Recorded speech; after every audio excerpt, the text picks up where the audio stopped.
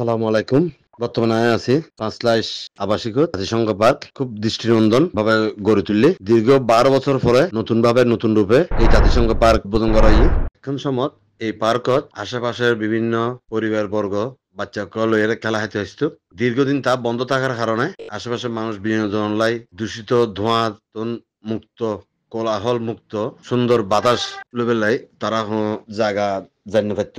দৃষ্টিনন্দন পার্ক উদ্বোধন করা হইয়ে নতুন ভাবে নতুন রূপে প্রায় 12 কোটি টাকার উপরে খরচ করিয়ে এই পার্ক পুনর্নির্মাণ করিয়ে জনসাধারণ লাগলে উন্মুক্ত করা হয়। ছোট বাচ্চা সকল যাতে এরা খেলাধুলা করি তারা খুব সুন্দর সুন্দর করে কিছু ইকুইপমেন্ট রাখা গিয়ে এবং দর্শনার্থী সকল যাতে বইয়ের গল্প গুজব করি পারে অপর সময় খাটাতে পারে লাই কিছু নির্ধারিত বেঞ্চ স্থাপন করা হয় এবং বিভিন্ন ফুল গাছের রোপণ করিয়ে পরিবেশ খুব সুন্দরভাবে উত্থাপন করা হয়।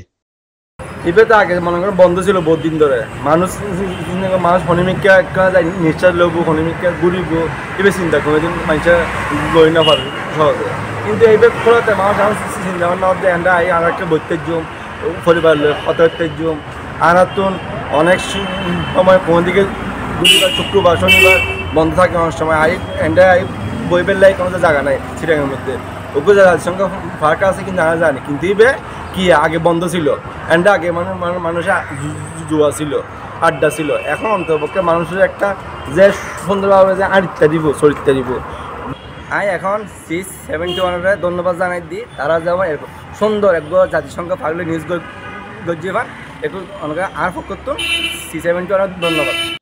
শহীদ C71 নিউজ পাঁচলাইশ চট্টগ্রাম।